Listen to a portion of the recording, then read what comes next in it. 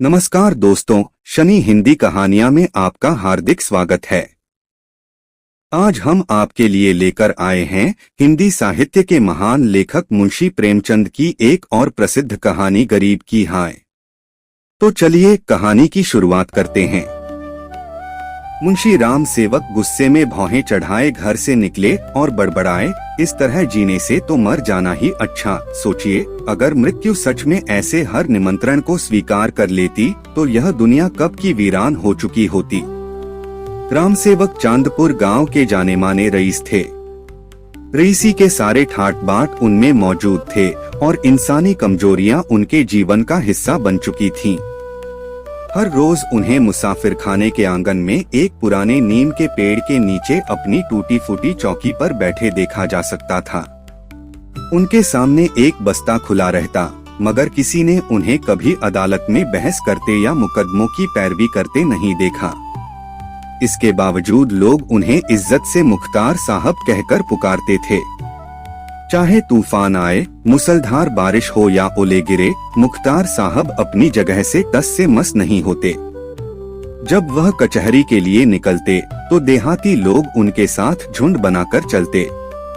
उनकी बातों में ऐसा जादू था कि लोग उन्हें सरस्वती का वरदान मानते थे। लेकिन हकीकत यह थी कि यह पेशा महज प्रतिष्ठा बनाए रखने के लिए था, आमदनी नाम मात्र की थी। चांदी के सिक्के तो दूर, तांबे के सिक्के भी उनकी जेब में आते हुए घबराते थे। मुंशी जी की कानूनदानी में कोई संदेह नहीं था, पर आपसी ऋण का झंझट उनकी जान पर बना रहता। उनका असली गुजारा उन विधवाओं और बूढ़ों की दया पर चलता था जो अपना धन उनके पास सुरक्षित रख देते। विधवाएं उन्हें अपनी जमा पूंजी सौंप देती, बूढ़े अपने लालची बेटों से बचाने के लिए अपना पैसा उनके हवाले कर देते। मगर जो भी रुपया उनकी मुट्ठी में जाता, वह फिर बाहर आने का रास्ता भूल जाता। जब जरूरत पड़ती तो वह कर्ज भी उठा लेते थे।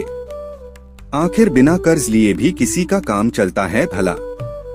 भले ही वह कर्ज दिन में लिया जाता और शाम तक लौटाने का वादा होता, लेकिन वह शाम कभी नहीं आती थी।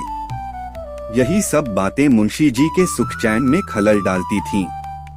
उन्हें कानून और अदालत से डर नहीं था, लेकिन जब कोई व्यक्ति उनकी ईमानदारी पर शक करता और उनके मुंह पर ही उन्हें धोखेबाज कहने लगता, तो यह बात उन्हें भीतर तक चुभ जाती।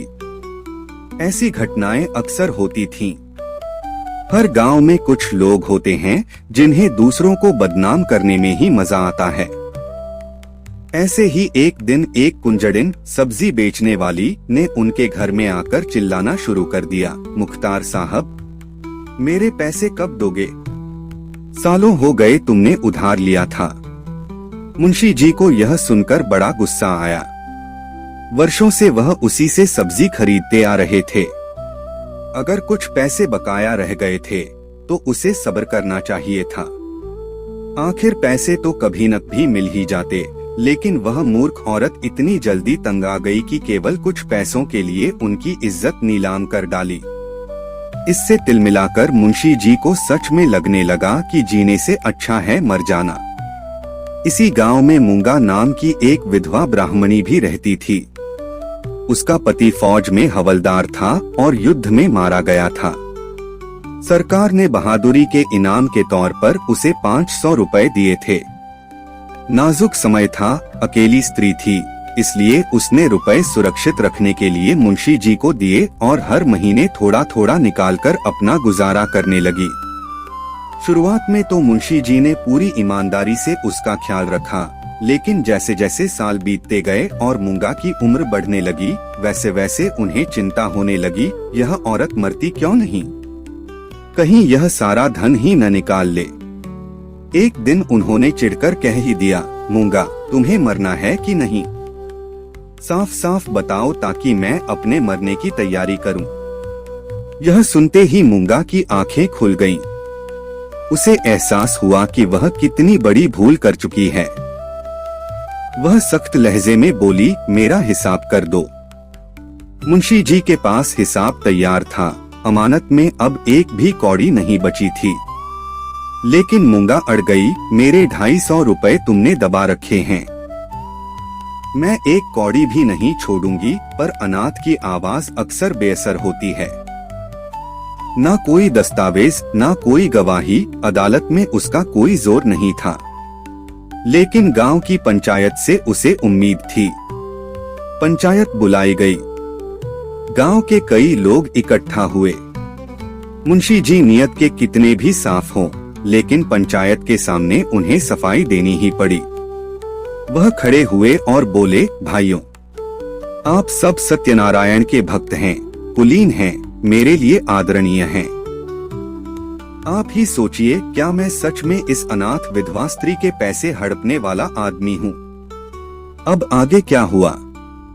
क्या पंचायत ने न्याय किया या फिर मूंगा को न्याय मिला भी या नहीं, यह तो कहानी के अंत में ही पता चलेगा। पंचों ने एक स्वर में कहा, नहीं नहीं, आपसे ऐसा नहीं हो सकता। राम सेवक ने भावुकता से कहा, यदि आप सब सज्जनों का विचार हो कि मैंने रुपए दबा लिए, तो मेरे लिए डूब मरने के सिवा और कोई उपाय नहीं। मैं धनवान नहीं हूँ, ना मुझे उदार होने का घमंड है, पर अपनी कलम की कृपा से और आप लोगों की कृपा से किसी का मोहताज नहीं हूँ। क्या मैं इतना गिर जाऊंगा कि एक अनाथ स्त्री के रुपए हड़प लूं? पंचों ने फिर एक स्वर में कहा, नहीं नहीं, आपसे ऐसा नहीं हो सकता। पंचों ने मुंशी जी को निर्दोष ठहराया और पंचायत समाप्त हो गई। मूंगा ने आह भरकर संतोष किया और मन ही मन कहा, अच्छा अच्छा, यहाँ न सही वहाँ तो हिसाब होगा ही। अब मूंगा का दुख सुनने वाला कोई न था। दरिद्रता का जो भार उस पर पड़ा वह असहनीय था। शरीर से वह स्वस्थ थी, चाहती तो परिश्रम कर सकती थी, परंतु जिस दिन पंचायत हुई उसी दिन उसने काम न करने की कसम खा ली। अब उसके जीवन का केवल एक उद्देश्य था, मुंशी राम सेवक को मनाना। अपने झोपड़े के दरवाजे पर बैठी वह रात दिन उन्हें सच्चे मन से आशीर्वाद देती रहती, व्यंग्य में। उसके शब्दों में कभी कभी ऐसी भावुकता होती कि लोग सुनकर दंग रह जाते। धीरे धीरे वह पागल होने लगी। नंगे सिर, नंगे शरीर, हाथ में कुल्हाड़ी लिए वह सुनसान स्थानों में जा बैठती। अब वह झोपड़ी छोड़कर श्मशान, नदी के किनारे और खंडहरों में भटकती रहती। उसकी बिखरी हुई लटें, लाल आंखें और सूखा शरीर देखकर लोग डर जाते। गांव की स्त्रियां उसे देखकर दरवाजे बंद कर लेती, पुरुष रास्ता बदल लेते और बच्चे चीखते हुए भाग जाते। परंतु एक था जो उससे डरता न था, मुंशी राम सेवक का बेटा रामगुला। वह बच्चों को सताता, गांव के लंगड़ों से दुर्व्यवहार करता और मूंगा के पीछे ताली बजाता, कुत्तों को पीछे लगाता, जब तक वह तंग आकर गांव से न निकल जाती। अब मूंगा सचमुच पागल हो चुकी थी। अकेली बैठी घंटों बड़बड़ाती रहती, जिसमें राम सेवक के मांस, हड्डी, चमड़ी, आँखें और कलेजा नोचने की तीव्र इच्छा प्रकट होती। जब यह भावना चरम पर पहुंचती, तो वह राम सेवक के घर की ओर मुंह करके चीख उठती, तेरा लहू पीऊंगी। रात के सन्नाटे में उसकी यह चीख गांव की स्त्रियों को भयभीत कर देती थी। परंतु उससे भी भयानक था उसका ठहाका। यह ठहाका सुनकर लोगों का खून ठंडा पड़ जाता था। लगता था जैसे सैकड़ों उल्लू एक साथ हंस रहे हों। मुंशी राम सेवक साहसी व्यक्ति थे। उन्हें ना दीवानी का डर था, ना फौजदारी का, परंतु मूंगा की इन डरावनी धमकियों से वह भी सहम जाते। उनकी पत्नी नागिन उनसे अधिक डरती थी, परंतु उसे विश्वास था कि वह बोलने में मूंगा को हरा सकती है। आधी रात का समय था। मुंशी जी शराब के 2-4 घूंट पीकर सो चुके थे। तभी मूंगा ने दरवाजे पर आकर जोर से चीख लगाई, तेरा लहू पीऊंगी, और फिर ठहाका लगाया। मुंशी जी हड़बड़ाकर उठ बैठे। पैर कांपने लगे, कलेजा धक धक करने लगा। उन्होंने अपनी पत्नी को जगाया। क्या है? पत्नी ने झिझक कर पूछा। वह दरवाजे पर खड़ी है। क्या कह रही है? तुम्हारा सिर। क्या सच में दरवाजे पर आ गई? हाँ, सुनो उसकी आवाज। पत्नी मूंगा के डरावने रूप से डरती थी, परंतु बोलने में खुद को उससे बेहतर समझती थी। वह बोली, कहो तो 2-2 बातें कर लूं, परंतु मुंशी जी ने मना कर दिया। दोनों दबे पांव ड्योढ़ी में गए और दरवाजे से झांककर देखा। मूंगा की धुंधली आकृति जमीन पर पड़ी थी। उसकी सांस तेजी से चल रही थी। राम सेवक के रक्त की भूखी वह खुद अपना खून सुखा चुकी थी। अब कोई भी उसे गिरा सकता था, परंतु पूरा गांव उससे थर-थर कांपता था। रात बीती, दरवाजा बंद था, परंतु मूंगा की आवाज को कौन रोक सकता था। मूंगा से अधिक डरावनी उसकी आवाज थी। भोर होते ही मुंशी जी बाहर निकले और मूंगा से बोले, यहाँ क्यों पड़ी है। मूंगा की बुझी बुझी आंखों में अचानक एक ज्वाला भड़क उठी। वह उसी निर्भीक स्वर में बोली, तेरा लहू पीऊंगी।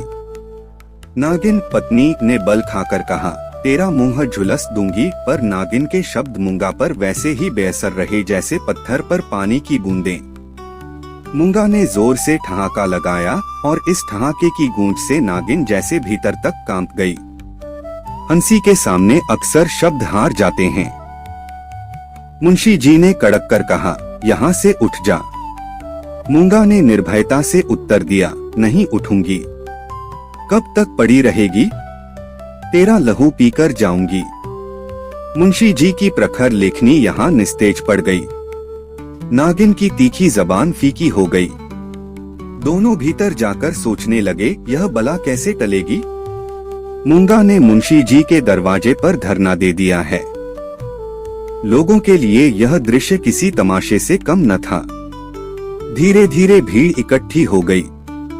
इस तरह का मजमा पहले भी मुंशी जी के दरवाजे पर लगता था, पर आज का तमाशा निराला था।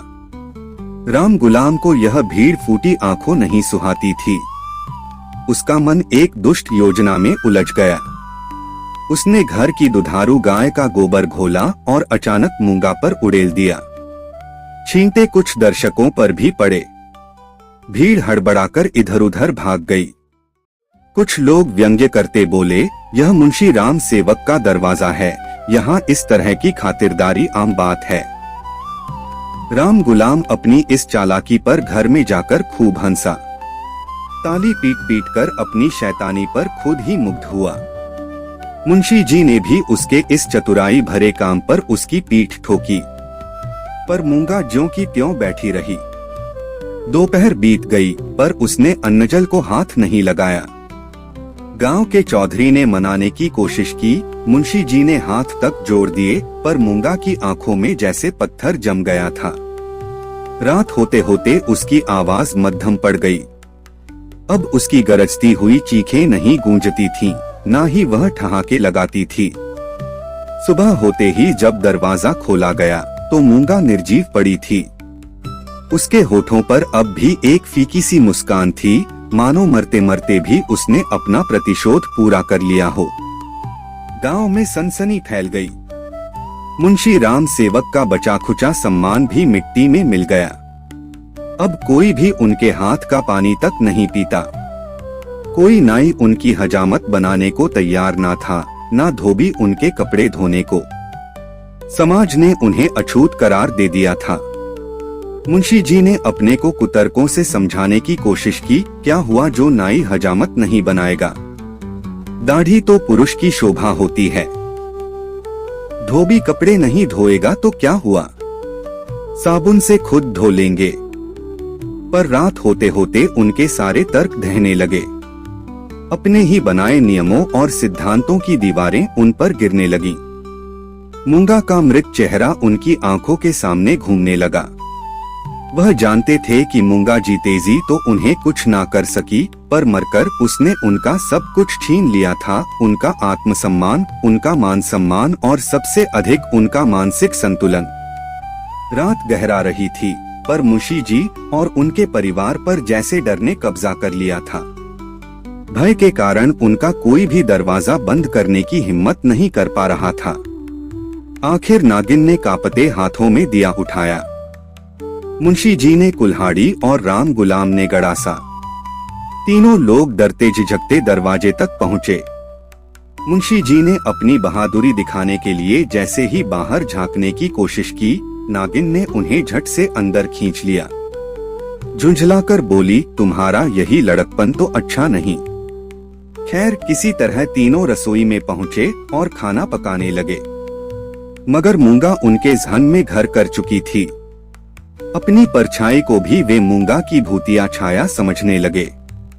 कोठरी में पड़े चिथड़े उन्हें उसकी पतली टांगों जैसे लगते और अंधेरे कोनों में उसकी डरावनी आंखें चमकती महसूस होती।